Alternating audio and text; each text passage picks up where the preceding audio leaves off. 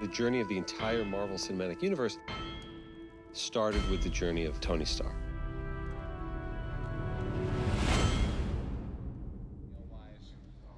Much better than big old clunky. And that sound is great. The hero was a little large too, but I think we might be able to get away with it. Going back to Favreau and Robert Downey Jr. and the founding moments of Marvel Studios, we said, we want the hero to be as interesting out of costume as they are in costume. I had just been hired to cast in the first Iron Man. Jon Favreau was on board at that time, and I remember asking him in a meeting with everyone, tell me all the qualities that you think are most important. Fast, quick-witted, and funny, and dynamic, and a bit troubled, and confident, and brilliant, and all of these things. And we really kept coming back to Downey. Stan Lee said he kind of created him on a dare. Could you make a billionaire weapons manufacturer, philandering philanthropist, you know, who largely lives an ugly and irresponsible moral psychology? It's a piece. If you look at Downey and his early work, you know, it's amazing. I mean, you look at Chaplin, you look at Less Than Zero. I mean, they're tough characters to watch. Robert Downey Jr. at that point in his career wasn't necessarily a family-friendly name. Today it's ridiculous, but at the time, it was, whoa, risky casting Robert Downey Jr. The truth was, we got to a point that we realized if we didn't cast him, that would have been the biggest risk. Robert has a whole career of great work behind him, and he was at a point in his life and his career where he was ready to break out and do something really big and exciting.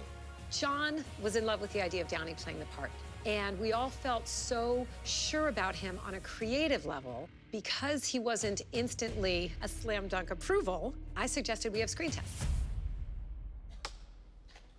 I remember walking in with Robert Downey Jr. the day of the tests. He was laughing and in great spirits and completely at ease, and he got in front of the camera and started saying the lines. I assure you the day weapons are no longer needed to keep the peace cell happily transist to manufacturing bricks and beams for baby hospitals, making hemp pants and the like, but until that time, can I get you a drink? I don't want to call it an out-of-body experience, but it was one of those rushes that I'm sure like somebody would feel if they're about to play a big sporting arena, playing for the ring or something like that. It was just like, am I going to pass out or am I going to nail this? On that day that Robert screen tested, it was clear that there was no one else who can play that part. It was magic. It was exactly the feeling as a casting director with Kevin, with John, with everyone, that we all wanted to have that feeling like we have it. This is it. This is Iron Man. Iron Man 1 was incredibly special. We sort of improv the whole thing. We laughed, we cried. We got very, very close on that movie. We were the first Marvel movie as a studio. You know, there was no real model for it yet. Nobody expected too much of it. It's Iron Man. We wanted to make a good quality film, a good story, something that was smart enough, funny enough. I still remember Tony landing in the high desert in the eastern Sierras when he escapes the cave, and I was buried up to my neck in sand, and the storm was coming in, and we only had a couple minutes to get this take, and it was like God's grace just came in and gave us the take that was in the movie. Not bad. I loved the first movie so much.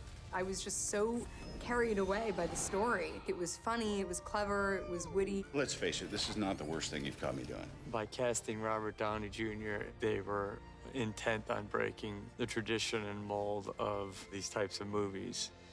It was an unexpected choice at the time, and so it made for this really dynamic, really surprising performance. Yeah!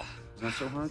He's so bright and so fast, and it takes you so long to catch up with him, and it's perfect for that character. Good luck keeping up.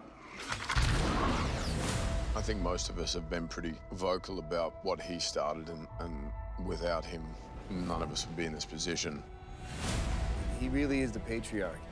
I think he really understood the weight of the responsibility with these movies. Iron Man 1 changed the genre.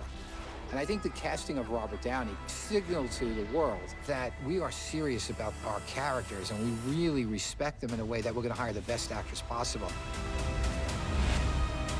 It really was just this perfect storm.